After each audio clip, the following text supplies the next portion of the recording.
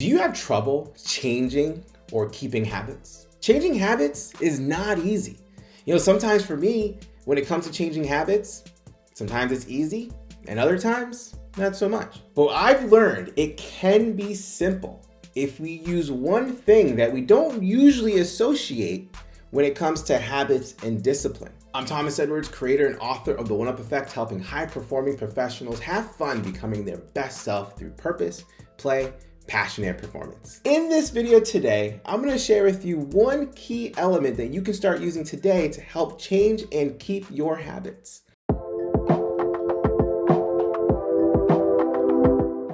Here's the thing about habits. Our ego does not want to let go. It does not want to change from its old habits.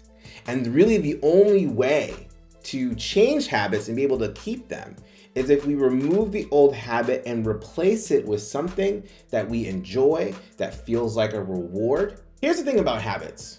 Our egos do not want to give up these old habits, even if they're really bad for us. Our egos do not like change, and they're not willing to evolve because it feels like if it does, it might die and be phased out. And the ego will do everything it can to keep itself from dying. But the key here is by replacing old habits, not just removing them, but replacing them with something that provides a positive, rewarding, and joyful experience. So to really simplify this, I want to bring up this concept of motivation as it pertains to habits. There's two types of motivation.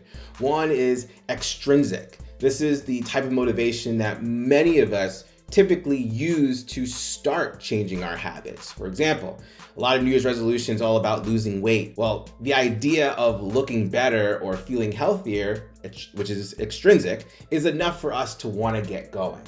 But at some point, we're going to experience some natural resistance because our old habits die hard. This is where we need intrinsic motivation, that internal meaning and purpose for changing our habits. If we just rely on extrinsic motivation, it will not be enough for us to maintain habits. This is why within the first 3 weeks of a new year, most people aren't able to keep up with that healthy resolution. This works very similarly with old and new habits.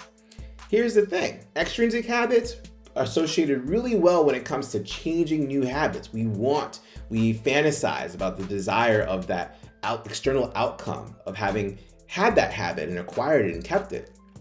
But do not underestimate the power and the intrinsic motivation behind our old habits. When our old and new habits are coming together, the old habits are really, really powerful because it's all based on comfort. And when we're faced with resistance, you got to remember our internal conflict, which is usually led by our ego, wants us to stay in those old habits and will do everything it can to make sure that those old habits stick around. Michelle Seeger, author of The Joy Choice, calls these things disruptors, and there are 4 things the ego uses to get you back into your old habits. One is temptation. It's that emotion that you remember that connects you to your old habits. Once again, don't underestimate the strength of that emotion and connection to those old habits, even if they're not good for you. The second one is rebellion. Our ego does not want a new program. It'll do what is necessary to keep what it likes, which is the old program, and that comes in the form of self-sabotage. The third program is accommodation. This comes in the form of trying to do it for other people or for external appearances.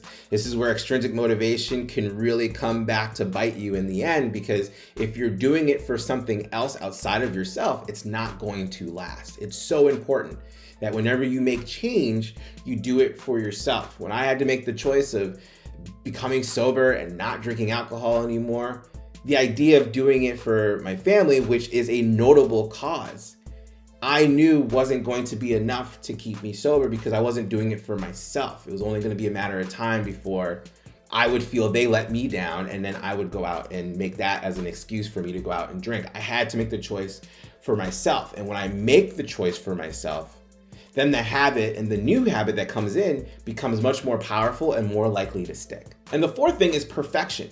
We get caught up in the fantasy of what it'll look like once we're able to keep these habits and the external outcomes and the rewards that we get, that we put a lot of pressure on ourselves to get it right right away. And the truth is, when you're making new habits, you're not gonna get it right.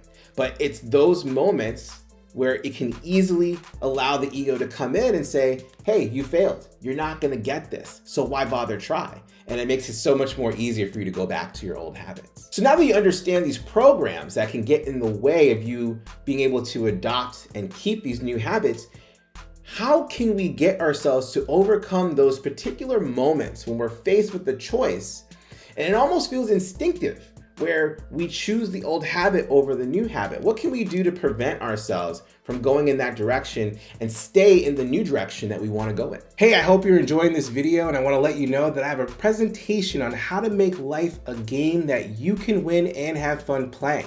And if you want free access to it, you can click the link below in the description, or you can wait until the end of this video, or you can directly go to thomasedwardsjr.com/webinar and you can watch it there. Well, the first thing that I would recommend is to stop, pause. Don't immediately react in that moment. You do have time to make a choice. And I find that when I pause and I take a moment, even if it's for a short breath, I'm able to have enough awareness to notice that this is a moment where I get to choose old habits or new habits. And in this pause, you have an opportunity. Now, how do we give ourselves the best chance to create opportunities? Well, one system that I love to use is called WHOOP, which was created by Gabrielle Ettingen, who is the author of Rethinking Positive Thinking. And WHOOP is an acronym that stands for Wish, Outcome, Obstacle, and Plan. Wish meaning is what it is that you wish to desire, in this case, a new habit.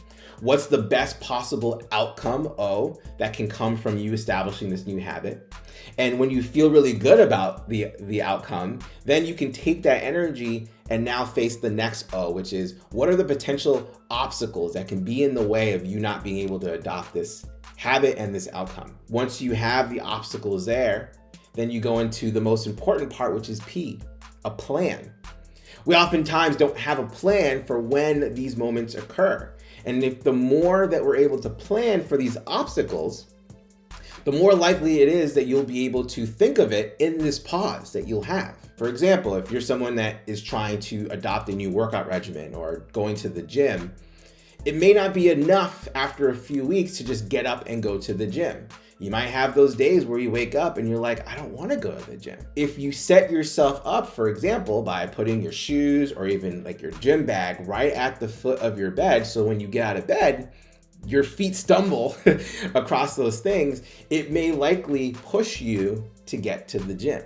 Having a plan is so key, and creating multiple options. So that way you get to play and figure out what works for you, what doesn't work for you, so you have a clear system and strategy for overcoming obstacles that'll inevitably show up along the way. And on the idea of options, you want to make sure you pick options that are fun and enjoyable, things that you can actually play with, because when we're in a state of play, then we see the process of feedback, what's working, what's not working, and we increase our willingness to keep trying, to keep going. This is what enhances our intrinsic motivation, our internal drive to reach our desired outcome and our new habits. If we're having fun along the way, we're more likely to try new things and to keep going until we find something that actually works. And here's what's even cooler. Even if you show up less than your desired outcome, because you're still playing and experimenting, you're leveraging your curiosity and wonder, you're going to be more satisfied with having made progress rather than trying to achieve perfection. And the one thing that I've learned in my life that's super important when it comes to changing new habits is progress becomes the ultimate reward more so than achieving perfection. So this is what I think. Comment below, let me know what you think. How do you interact with new habits, and how do you try to find ways to eradicate your old habits? Do you just try to let your old habits go and you don't replace it with a new habit? How hard is it for you to let these habits go? And what are some strategies you implement to make sure that some of your new habits stick? What are some new habits that you're trying to adopt? And what are some old habits you're trying to give up? Comment below, let me know what you think. I hope you found that video fun and useful. And if you want to get that free presentation on how to make life a game that you can win and have fun playing, click the link below. And if you want to watch another video that's fun and useful, click the link right over here. Go ahead, it's right there. Click it. I'll see you there.